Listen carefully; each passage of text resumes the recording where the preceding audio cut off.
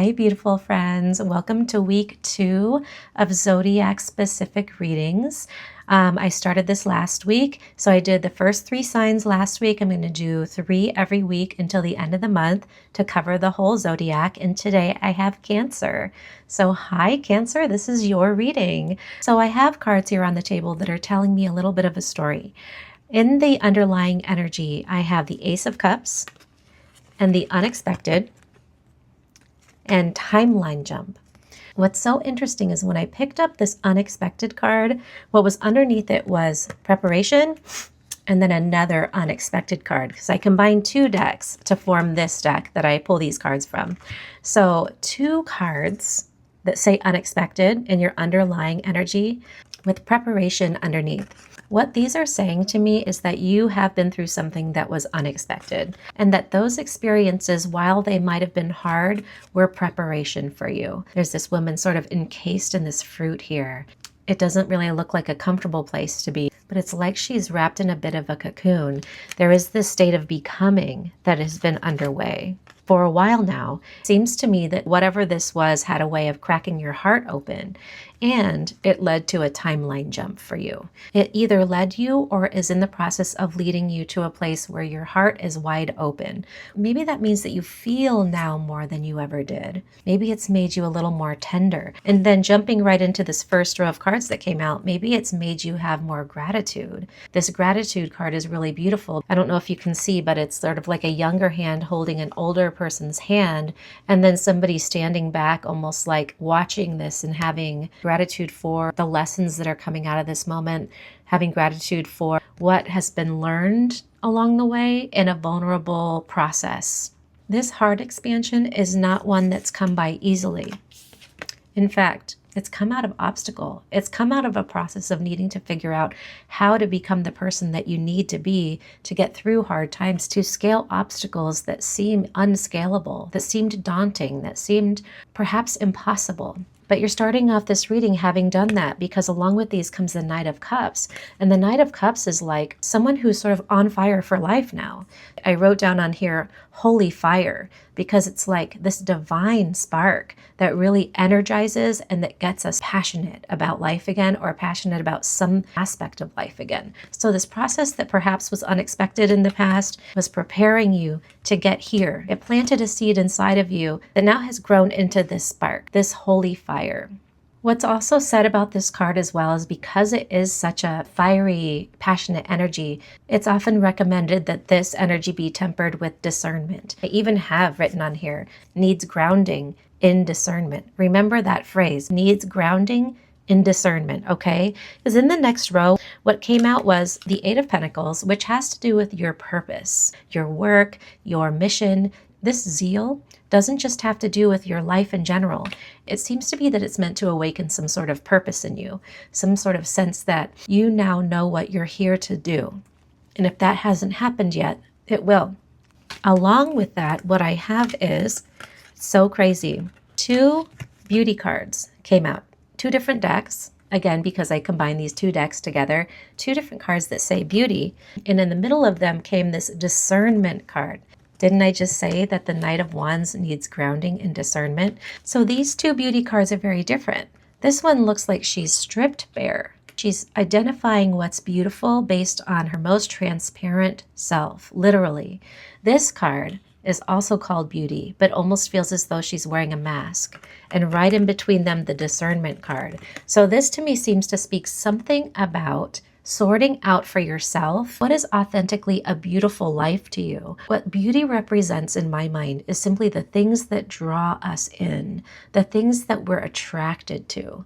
So this seems to suggest that there needs to be some discernment around what you're truly drawn to in the most transparent and honest way versus what you're drawn to when you feel like you're performing in your life and in your work specifically.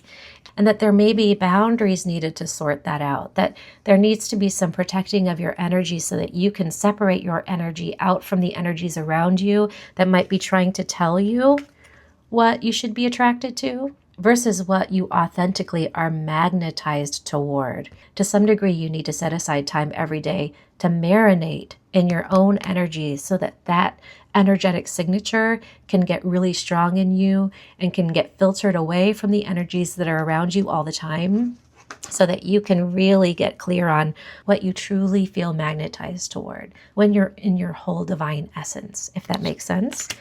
And then along with that, I have time to act. So once you have that information, it's go time, green light. Because in the next row, I also have take the lead. This is another message, because this has been coming up in the readings a lot lately. I think it has to do with Lionsgate, to be honest. But this is another message to really take charge of your life, to make sure that the life that you are living, the life that you are forming, weaving together for yourself moving forward, is truly in line with your passion. That's what came with Take the Lead. And that's what this card is. Both of these are passion. And really, what we're talking about with beauty is also passion, right? It's what we feel magnetized toward. Passion is just a word that really punctuates that process even more. Not just magnetized toward, but compelled to run toward, right? What makes you feel on fire? Take the lead with that. And along with that, you have the Queen of Cups. So the Queen of Cups, this really reminds me a little bit of this. She's in her bubble, kind of marinating in her energy, but she is as well. You can't really see it. There's an energetic circle around her, and she's partially submerged in water. That's emotions. Cups in general are heart-based energy. So she's leading from the heart. Take the lead passionately from the heart. Allow the heart to guide you passionately forward.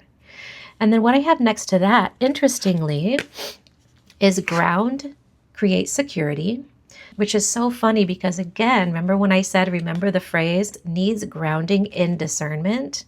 Grounding and discernment came out again later.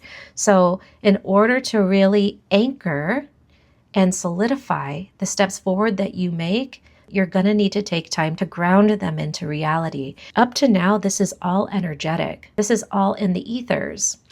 This is telling you bring it down to 3D. Land it in your body.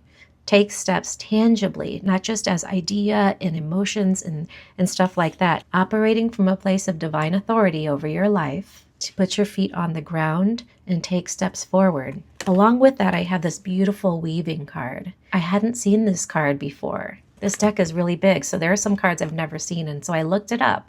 And what this weaving card, one of the phrases in this weaving card is so beautiful. I kind of want to just read it because I'm not going to get it right, but I loved the way it was worded. There's a phrase that stood out to me. Everything is connected.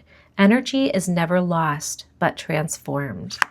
So again, you've been through some unexpected things, right? And they've prepared you for this phase that you're in right now.